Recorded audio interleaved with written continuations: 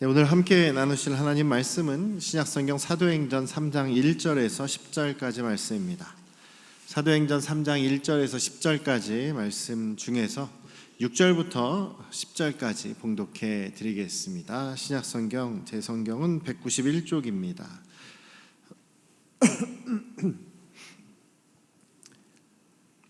베드로가 이르되 은과 금은 내게 없거니와 내게 있는 이것을 내게 주노니 나사렛 예수 그리스도의 이름으로 일어나 걸으라 하고 오른손을 잡아 일으키니 발과 발목이 곧 힘을 얻고 뛰어서서 걸으며 그들과 함께 성전으로 들어가면서 걷기도 하고 뛰기도 하며 하나님을 찬송하니 모든 백성이 그 걷는 것과 하나님을 찬송함을 보고 그가 본래 성전 미문에 앉아 구걸하던 사람인 줄을 알고 그에게 일어난 일로 인하여 심히 놀랍게 여기며 놀라니라. 아멘. 할렐루야. 네, 우리 아버지 하나님의 크신 은혜와 그 놀라우신 그 사랑이 여러분과 여러분 가정에 충만하시기를 주님의 이름으로 축원합니다. 성령께서 임하신 그 모습이 불의 혀같이 또 그 바람이 모든 제자들에게 그 마가의 다락방에서 열심히 기도하고 있던 모든 제자들에게 각각 다 임하셨다라고 말씀하시죠. 각각 모든 사람에게 임하시고 또 그들이 방언을 하게 되었다. 세상 여러 나라, 그 당시 로마 제국 주변에 있던 모든 나라의 말로, 세계의 모든 나라의 말로 그들이 각각 다른 방언, 다른 지방의 말을 이야기하게 되었다라고 말씀드렸습니다. 그리고 그 성령께서 임하셨을 때 나타난 첫 번째가 이제 방언인데, 그것은 모든 사람에게, 모든 민족에게 이제 하나님 나라가 단지 이스라엘에만 머무는 것이 아니고 유대인들에게만 머무신 것이 아니고 또 예수님께서 먼저 사역하셨을 때는 예수님 혼자 또 예수님 주변에 이 유대인들에게만 일어났던 그 하나님 나라가 모든 민족에게 이제 하나님 나라가 임하셨다라는 것을 드러내는 그런 사건이었다라고 말씀을 드렸습니다. 그리고 그 성령이 임하시고 방언이 임하신 것은 이제 하나님 나라가 이제 모든 민족에게 시작되는 그 시작이 이제 있게 된 것이고, 또 그것은 또한 하나님 나라의 시작일 뿐만 아니라 종말 곧 심판의 시작이기도 하다. 또 세상 모든 민족에게 구원을 주시는 하나님의 역사가 일어나는 것이기도 하다라는 말씀을 드렸습니다. 그러면서 오늘 본문에서는 또 하나님 나라가 나타난 증거로 성령께서 임하신 그런 또 모습으로 또 이제 병자가 고침을 받는 이런 일이 일어나게 되죠. 누가복음 4장 18절 19절에 보면 예수님께서 이제 요한에게 침례를 받으신 다음에 이제 고향 나사렛에서 안식일 날 회당에서 성경 말씀을 펴서 예수님이 읽으시고 가르치시는 내용이 나옵니다. 거기에서 이사야서 61장 말씀을 예수님께서 읽으셨어요. 무슨 말씀이냐면 주의 성령이 내게 임하셨으니 이는 가난한 자에게 복음을 전하게 하시려고 내게 기름을 부으시고 나를 보내사 포로된 자에게 자유를, 눈먼 자에게 다시 보게 함을 전파하여 눌린 자를 자유롭게 하고 주의 은혜의 해를 전파하게 하려 하심이라 라고 말씀하셨습니다. 그 말씀을 읽으시고 오늘 이 말씀이 너희의 귀에 응하였다, 이 말씀이 너희들 앞에서 이루어졌다라고 예수님께서 선포하셨던 것이죠. 그래서 이 말씀대로 예수님께서는 이제 사람들을 자유케 하시는, 죄로부터 자유케 하시고 혹은 병과 혹은 귀신, 악한 영의 권세에 눌려있던 사람들을 이제 구원하시고 하나님 나라를 드러내는 그런 사역을 하셨습니다. 그런데 이제 예수님의 제자들이 그 성령의 충만함을 받은 다음에는 이제 이들도 예수님과 똑같은 그런 병든 자를 고치고 눌린 자를 자유롭게 하고 하나님의 나라를 드러내는 그런 똑같은 일을 하게 되었다는 것입니다. 이제 예수님 한 분을 통해서만 나타나던 그 하나님 나라의 일들이 제자들을 통해서도 이제 나타나고 있다는 것입니다. 그래서 또한 그것은 저와 여러분들을 통해서도 나타날 수 있는 일들이다라는 사실을 우리가 잊지 않으시기를 주님의 이름으로 축원합니다. 주님의 성령이 저와 여러분들에게 임하시면 동일한 예수님 때와 같은 그런 일들이 또한 오늘날에도 우리 가운데에서도 일어나게 되리라고 믿습니다. 그리고 주님께서는, 주님의 성령께서는 변함없으시고 지금도 우리와 함께 하시는 분이시니 그때 하셨던 일들 오늘날이라고 못하시겠습니까? 안 하실 수는 있겠지만 주님의 뜻에 따라서 못하시는 일은 없다라는 사실을 우리 안에서 잊지 않으시기를 주님의 이름으로 축원합니다.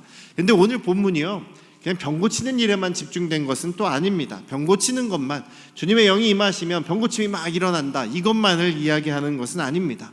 왜냐하면 오늘 말씀 바로 전, 그리고 오늘의 말씀이 이제 그 큰 이제 사건이 일어나는 그때에 또 마지막 이 이제 전과 후를 보시면 어떤 이야기가 나오냐면 사도행전 2장 마지막 부분에서 무슨 얘기가 있죠? 이 사도들의 가르침을 통해서 이제 교회가 일어나게 되죠. 교회가 모임을 갖게 됩니다. 그리고 교회가 어떻게 살았느냐라는 교회의 삶이 나오죠. 그것이 바로 하나님 나라가 이 땅에서 드러나는 그런 삶의 모습이다라는 것입니다.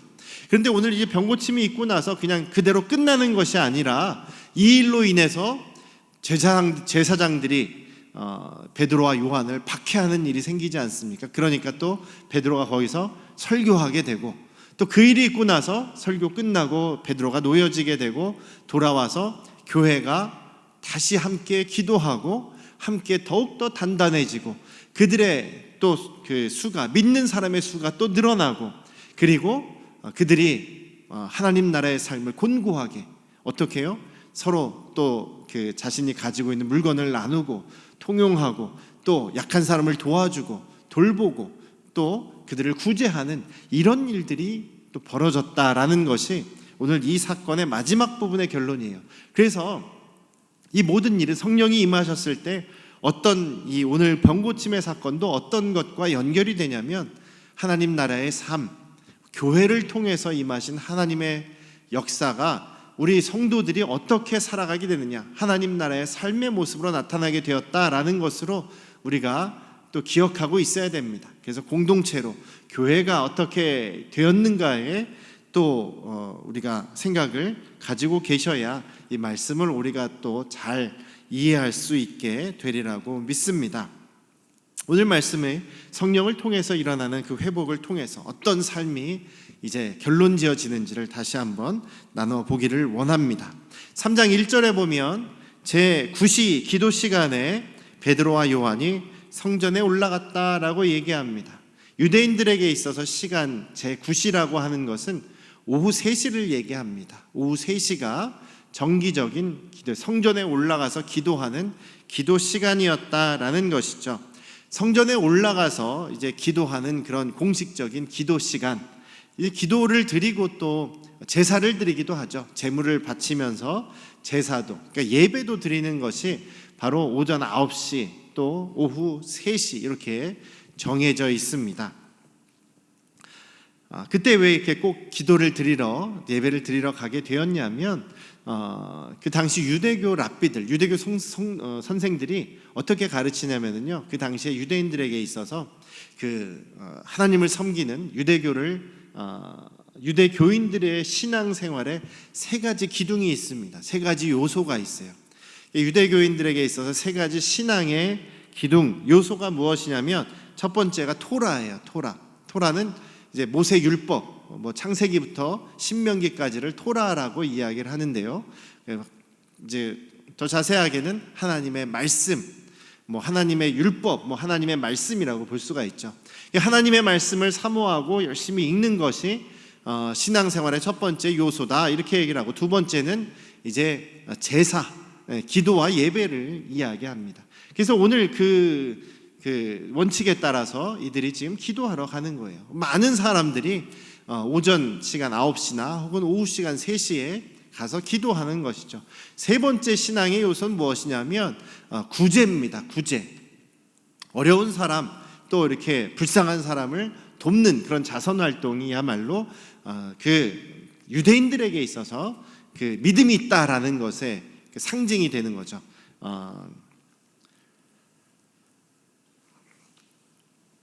하나님 말씀을 열심히 읽고 또 기도와 제사 열심히 드리고 또 이렇게 자선하는, 구제하는 이런 것들. 그래서 오늘 여기 이제 날 때부터 걷지 못하는 이 사람을 지금 성전 미문에다 이렇게 앉혀놓고 구걸하게 하는 거예요. 아침 일찍부터 했는지는 잘 모르겠습니다만 베드로가 이렇게 들어갈 때 거기에 있었다는 거죠. 그러면 사람들이 이제 기도하러 들어갈 때나 혹은 기도하고 나올 때 자기들의 그 신앙의 가장 중요한 요소 중에 하나가 구제이기 때문에, 자선이기 때문에 이렇게 지금 구걸하는 사람을 그냥 지나치지는 않을 거다라는 것이죠. 그래서 이 날 때부터 걷지 못하는 이 사람은 성전 미문, 그러니까 문이 몇 개 있지 않습니까? 그 성전인 문이 3개, 적어도 3군데 문이 있는데 그 각각의 이름이 있어요. 근데 여기에 문은 보통 많은 사람들이 들어갔다 나갔다 하는 그 문인데 이름이 아름다움이라는 뜻이랍니다. 그래서 그냥 우리 한문 번역으로 미문 이렇게 한 거예요. 아름다운 문이다. 이렇게 이름이 붙여져 있는 문 앞에서 이 사람이 구걸을 했다는 것이죠. 그런데 이 사람은요, 이 사도행전 4장 22절에 보니까 40여 세나 된 사람이다. 40살이 넘은 혹은 40살 정도 된 사람이었다라고 얘기를 합니다. 그러니까 지금 어린 사람이 아니에요. 40살 정도 된 사람이다라는 거죠. 그러니까 꽤 오랜 시간, 날 때부터 걷지 못하고 할 수 있는 일이 없으니까 꽤 오랜 기간 여기에 앉아서 구걸하던 사람이다라는 것입니다. 그런데 이 사람은 태어나서부터 걷지 못했던 사람이다. 그런 생각을 여러분들 하실 수 있죠. 40살이 될 동안 계속 여기 앞에 앉아 있었는데 예수님께서 승천하신 지 얼마 안 된 상황이에요. 그러니까 지난 3년 동안 예수님께서 성전을 자주 왔다 갔다 하셨죠. 적어도 1년에 한 번 이상은 예루살렘에 방문하셨기 때문에 성전을 들락날락 하셨습니다. 기도하러도 들락날락 하시고 성전 안에서 또 가르치시고 성전 안에서 장사하는 사람을 다 뒤집어 엎기도 하시고 여러 가지 일들을 하시지 않았습니까? 근데 이 사람은 그동안 왜 혹시 예수님을 못 만났을까?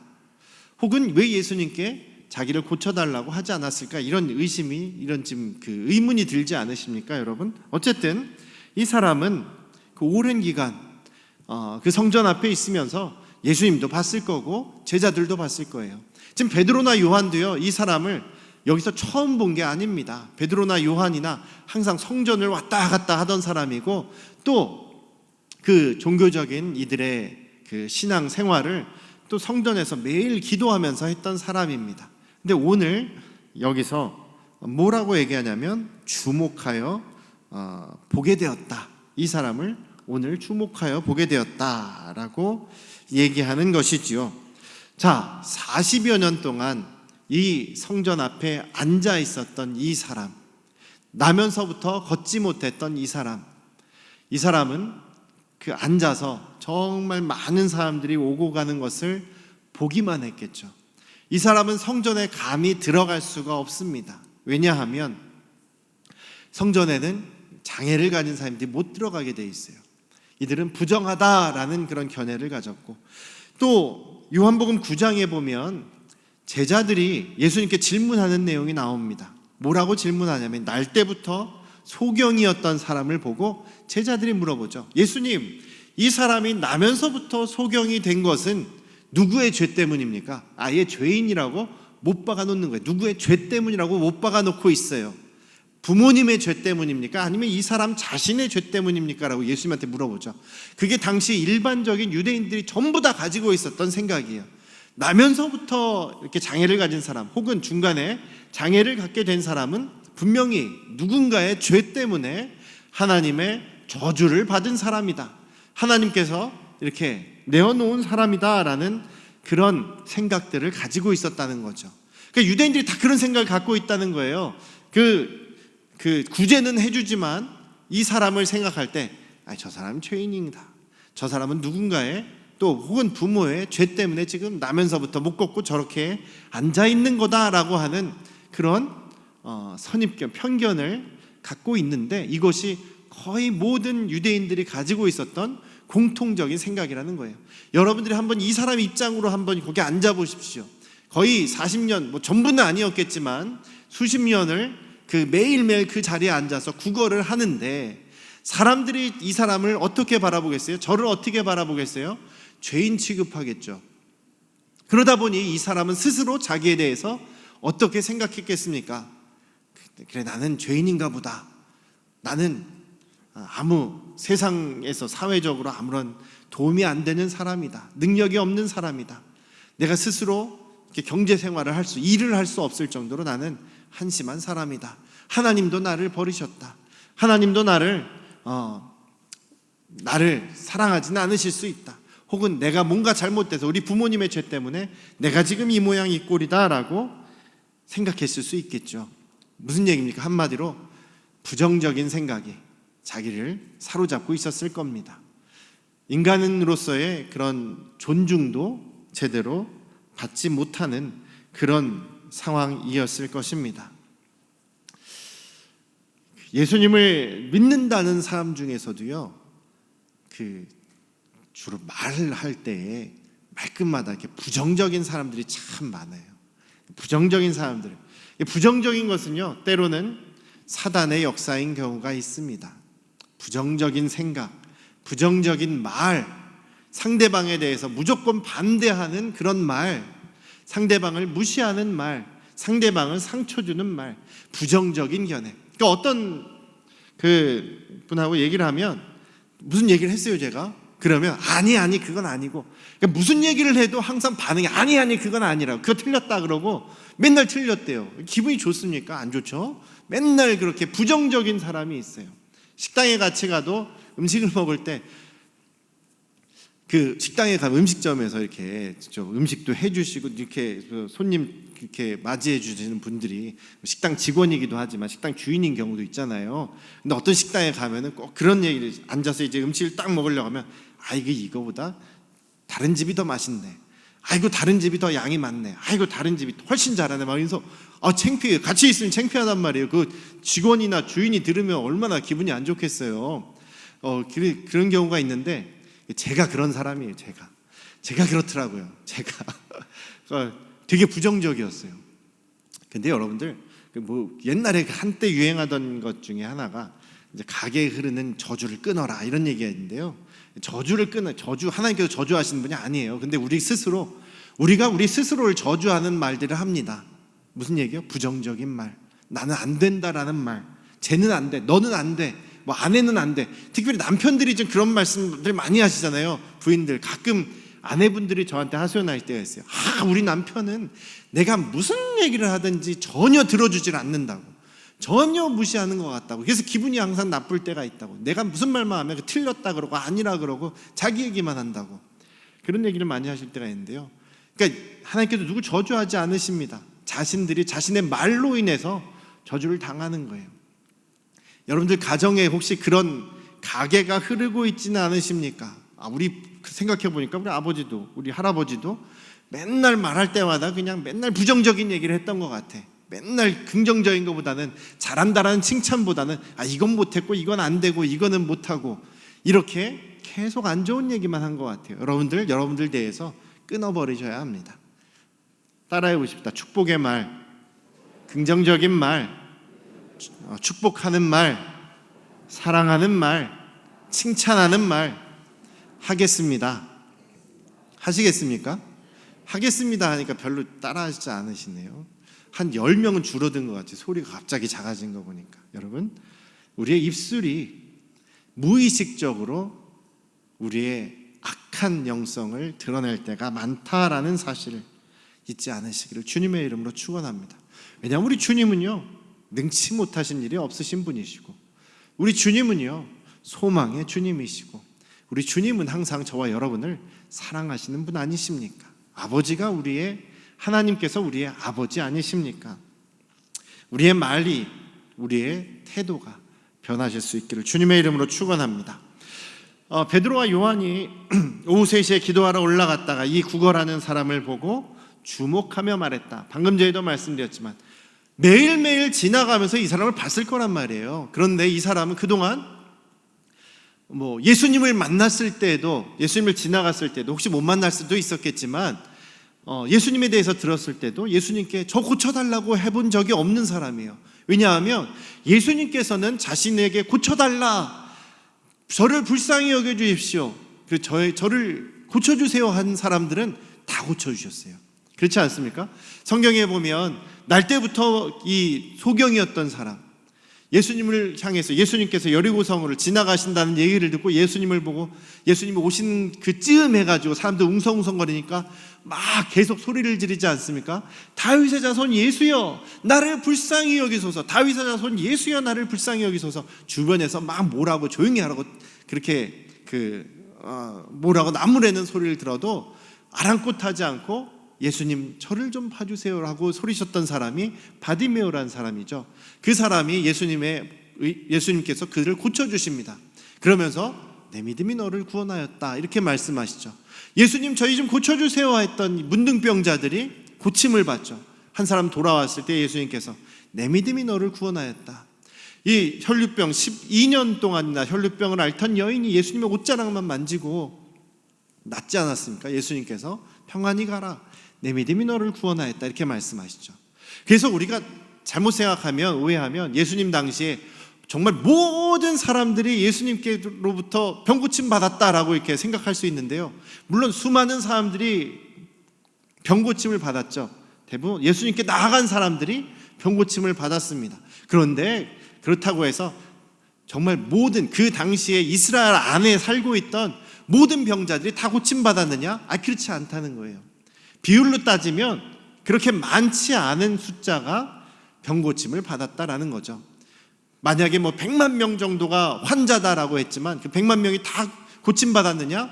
그렇지 않습니다. 그렇게 보면 병고침 받은 사람이 그렇게 많지 않은 거예요. 그것이 특이한 일이고 특별한 일이기 때문에 예수님께서 병고침을 하는 일이 벌어지니까 사람들이 깜짝 놀라면서 예수님 막 쫓아다니게 되지 않습니까? 오늘 여기에서도 이 병고침의 역사가 일어났을 때 이것이 너무나 흔한 일이고 당연하게 무조건 다 병고침이 일어나는 일이었다면 오늘 또 고침 받았네, 오늘 또 병자가 낫네 이러면서 그냥 사람들이 그냥 할렐루야 이럴 수는 있어도 10절에 보시면 심히 놀랍게 여기고 다 놀라 뒤집어졌다 이런 얘기입니다. 이 사람이 병고침을 받았을 때 40여 년간을 걷지 못하는 사람이 병고침을 받았을 때 모두 다 크게 놀랐다, 너무나도 놀랐다라는 얘기를 하는 거예요.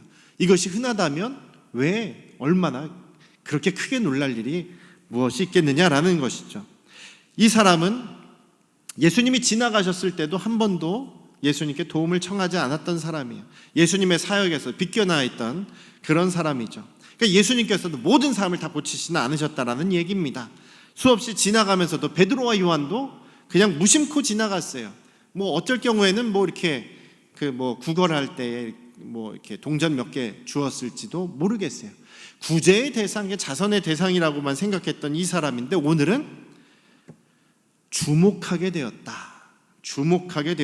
그리고 말하게 되었다라는 것이죠. 뭐라고 얘기하냐면 은과 금은 내게 없거니와 내게 있는 이것을 너에게 준다. 나사렛 예수 그리스도의 이름으로 일어나 걸어라 라고 얘기를 했다는 거죠.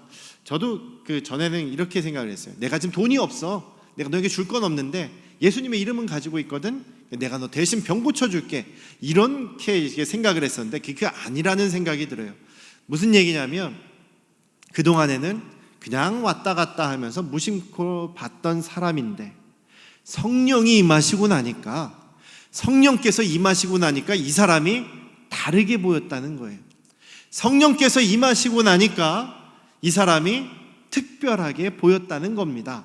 단지 그냥 구제받아야 될 사람이 아니라 변화되어야 될 사람이다. 관점이 바뀌었다는 거죠. 하나님 나라에 이 사람도 속해야 되는 사람이다. 이 사람도 회복되어서 하나님 나라 백성이 돼야 되는 사람이구나라는 것으로 바뀌었다는 거죠.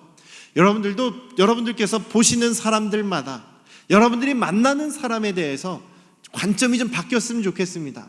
그냥 무심코 지나가는 사람이 아니라 어떤 경우는 우리 가족들한테도 또 자녀들이 화낼까봐 또 맨날 잔소리하고 교회 가라는 소리를 잔소리로 들을까봐 여러분들이 무서워서 또 마음 약해서 못하는 경우가 있거든요. 그 사람들이 내 자녀, 내 가족, 내 친척이긴 하지만 하나님 나라에 속해 있지 않으면 멸망과 심판만이 기다리고 있는 불쌍한 존재라는 사실을 우리가 좀 깊이 알기를 주님의 이름으로 축원합니다.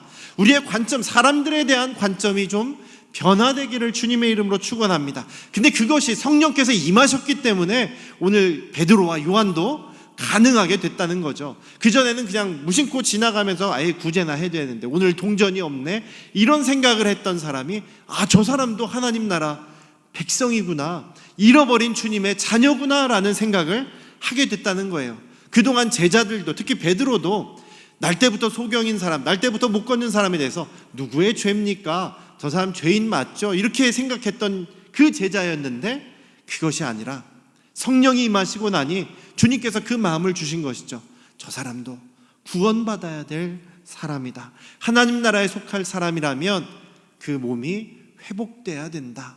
회복돼야 될 존재이다 라는 사실로 변화되었다라는 것입니다. 그래서 하나님의 나라가 임하고 나니, 하나님 나라가 시작되고 나니 이 하나님 나라가 임하시는 자리에서 저 사람은 어떤 사람인가? 이 하나님 나라에 회복되어야 될 사람이다 라는 것을 베드로가 본 것이죠. 날 때부터 걷지 못하고 소망이 없는 이 사람, 매일 구걸에서만이 살아갈 수밖에 없는 이 사람, 이제는 이 사람이 인간다운 존엄성을 가지고 존귀한 모습이 되어서 존귀한 대접을 받는 사람으로 살아갈 수 있는 한 가지 방법이 바로 병고침의 방법이다라는 것이죠. 그래서 이 사람은 단지 병을 고침받았다가 아니라 인간성이 회복되는, 정말 저주받은 사람이라고 낙인 찍혔던 이 사람이 아니다, 하나님의 자녀로 회복되어지는 것, 그 모든 것이 바로 무엇으로 가능합니까? 예수 그리스도의 이름으로 가능하게 된 것입니다. 그래서 저와 여러분들 안에 우리가 이것도 없고 저것도 없고, 이것도 불편하고 저것도 불편하고 우리가 낙심할 때가 많죠. 또 우리는 어떤 사람은 병도 잘 고쳐주시는데 왜 나는 안 고쳐주실까? 이 모습을 보면 예수님께서도 모든 사람을 다 고쳐주시지는 않았단 말이죠. 근데 우리가 더 중요하게 생각되는 것은 우리가 병을 고쳐주시든지 고쳐주시지 않던지, 이 사람이 걷게 하시든지 걷게 하시지 않던지, 더 중요한 사실은 뭐냐면 하나님 나라 백성, 하나님의 자녀라는 사실, 그 사실이 더 중요하다라는 것을 잊지 않으시기를 주님의 이름으로 축원합니다. 자칫 우리가 나에게 없는 것에 이렇게 막 집중을 하게 되면요, 감사도 없어질 뿐만 아니라 불평 불만만 생길 뿐만 아니라 우리 안에 있는 소망까지 약해지고 또 없어지게 되는 그런 불행한 삶을 살게 될 수가 있습니다. 그런데 우리 안에 성령께서 오시고 우리가 예수님을 믿음으로 인해서 가장 큰 변화가 생긴 것이 무엇입니까? 바로 전능하신 하나님이 나의 아버지가 되신 것이죠. 우리는 소망 없는 사람들이 아니라 우리는 변함없이 흔들림 없는 소망을 가지고 있습니다.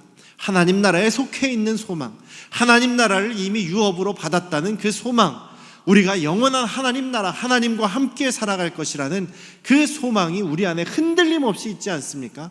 우리가 때때로는 우리가 병 고침 받을 수도 있고 안 받을 수도 있습니다. 경제적으로 부유하게 될 수도 있고 되지 못할 수도 있습니다. 전에 이제 수요일 날에 몇 번 제가 말씀드렸는데요, 제가 가장 친한 친구, 대학 친구가 있는데 얼마 전에, 몇 년 전에 주식으로 10억을 벌었대요. 주식으로 10억을 벌, 큰 돈이죠. 아파트 살 수 있는 그 돈이죠. 그런데 또 몇 년 있다가 10억을 다 몽땅 날렸다는 거예요. 주식으로 또 날렸다는 거예요. 주식이 확 곤두박질 치지 않았습니까? 그런 분들 아마 우리 안에 계실지도 몰라요. 이 친구는 완전 삶의 좌절이에요. 나는 실패한 인생이야 하면서 굉장히 막 짜증도 많아지고 막 그 실패감 때문에 어쩔 줄 모른다는 거예요. 그런데 그 생각을 바꿔보면 그렇지 않습니까? 원래 본전 아니에요. 없었다가 있었다 다시 없어진 건데 저는 없어봐서 이게 그렇게 생각하는 걸지도 몰라요. 있었던 분들은 그게 단지 본전이 아니다 생각이 들 수도 있는데, 있을 때도 있고 없을 때도 있는 것이 우리 인간 아니겠습니까? 또 지금 실패했다고 생각하지만 지금 현재의 실패가 우리의 완전한 실패를 얘기하는 것도 아닙니다. 완전히 실패한 사람은 죽을 때 딱 봤을 때 실패한 사람, 아니 영원한 하나님 나라 소유하지 못한 사람이 실패 아니겠습니까? 사랑하는 우리 안양 성도 가족 여러분, 이 사건으로 인해서 이 사람의 육체가 변화됐습니다. 육체가 치유받았습니다. 또 이 사람은 태도가 변화됐어요. 이 사람의 삶의 태도가 완전히 바뀌었습니다. 부정적인 사람, 저주받은 사람이 아니라 하나님의 아들로서, 하나님의 자녀로서, 하나님을 소유한 사람으로서 그 삶의 태도가 바뀌었습니다. 여기 8절 보시면 어떻습니까? 뛰어서서라고 했는데 베드로가 이 사람을 탁 붙잡고 나사렛 예수 그리스도의 이름으로 일어나 걸으라고 땡겼거든요. 근데 태어나면서부터 한 번도 걷지도 못한 사람, 다리에 힘이 없던 이 사람이 그 말을 듣고 다리에 힘이 생겨서 벌떡 일어났다는 거예요. 뛰어섰다라는 얘기는 벌떡 일어나서 점프해서 아주 착 섰다라는 거예요. 얼마나 멋있는 일입니까? 아니, 평생 걷지도 못하던 사람이 일어나라 하고서 잡아 당겼더니 벌떡 일어나서 점프해서 일어났다는 거예요. 상상이 되십니까? 이 다음에 이 사람의 모습이 어떻습니까? 그들과 함께, 자기도 신기하겠죠. 너무나 감사하고 벅찬 마음에 그들과 함께 성전으로 들어갑니다. 그동안 이 사람은 성전에 들어가지도 못했어요. 성전에 들어가는 게 금지당한 사람이었어요. 성전 안이 어떤 모습인지 알지도 못한 사람이에요. 근데 이 사람이 바로 낳자마자 하는 일이 성전으로 들어갑니다. 아, 내가 하나님께 버림받은 사람이 아니구나 라고 하면서 성전으로 들어가죠. 들어가면서 걷기도 하고 뛰기도 합니다. 생각해 보시고 얼마나 기쁘겠습니까? 신기하기도 하고 걸어보기도 하고 뛰어보기도 하고, 그리고 더 중요한 것은 하나님을 찬송하는 사람이 되었다. 하나님을 찬송하는 사람이 되었습니다. 하나님을 찬양하는 사람으로 완전히 삶이 변화되었다라는 겁니다. 그냥 저주에 눌려있고 나는 죄인이다라고 스스로 정죄감에 눌려있던 사람이 자유하게 되고 구원받게 되고 살아나게 되고 하나님을 예배하는 사람으로 변화되었다. 이것이 믿음의 사람들에게 있어서 가장 큰 변화, 자유를 선포하신, 믿으면 자유하게 될 것이다 라는 그 자유가 이런 것을 이야기하는 것입니다. 자유, 몸에서의 자유, 또 죄악에서의 자유를 말씀하시고 계신 것이죠. 그리고 나서 결론적으로 이 모든 일 후에 교회가 더 단단해지고 많은 사람들이 예수님을 믿게 되고 예수님의 증인이 되고 하나님 나라가 더 굳건해지고 확장하게 되는 그런 놀라운 역사가 일어남과 동시에 교인들이 더 끈끈하게, 더 서로를 돌보고 사랑하게 되었다는 것이죠. 하나님의 역사가 일어나면 그 교회가 더 끈끈해지고 사랑하게 되고 더 희생하게 되고 더 서로를 섬기게 된다라는 사실입니다. 사랑하는 안양 성도교 가족 여러분, 우리가 이것을 위해서 기도하고 함께 한 마음으로 주님의 성령이 우리 안에 충만하시기를 기도하며 노력하십시다. 그럴 때 주님께서 역사해 주실 것입니다. 주님께서 그런 역사를 주실 때 그 역사, 그거에만 우리가 계속 신경 쓰는 것이 아니라 그것이 우리에게 뭘 원하시는 것이냐, 서로 사랑하고 서로 돌보고 서로를 또한 예수 그리스도의 증인되는 것을 더 원하신다라는 사실을 우리가 기억하시면서 우리 교회가 더욱더 주님을 기쁘시게 해드리는 하나님 나라 되시기를 주님의 이름으로 축원합니다. 주님의 이름으로 축원합니다. 기도하겠습니다. 아버지 하나님, 소망 없는 사람들에게 예수 그리스도의 이름은 생명이 되고 자유가 되고 참 소망이 됨을 오늘 함께 나누었습니다. 아버지 하나님, 우리 가운데 혹시나 부정적인 생각, 부정적인 말, 부정적인 행동, 부정적인 태도들이 있다면 예수 그리스도의 이름으로 끊어버리고 우리가 예수님으로 인해서 참 소망 안에서 축복과 칭찬과 격려와 돌봄과 사랑과 은혜와 축복의 말, 은혜, 그런 열매를 맺는 우리 안양 성도교회 가족들이 되게 하여 주시옵소서. 우리의 시선이 변하게 하시고 우리의 삶이 변하게 하시고 우리가 하나님 나라로서 하나님 나라를 드러내는 복된 삶을 살아가도록 역사하여 주시옵소서. 성령께서 우리를 도와주시옵소서. 이제는 우리를 죄악에서 구원하신 예수 그리스도의 은혜와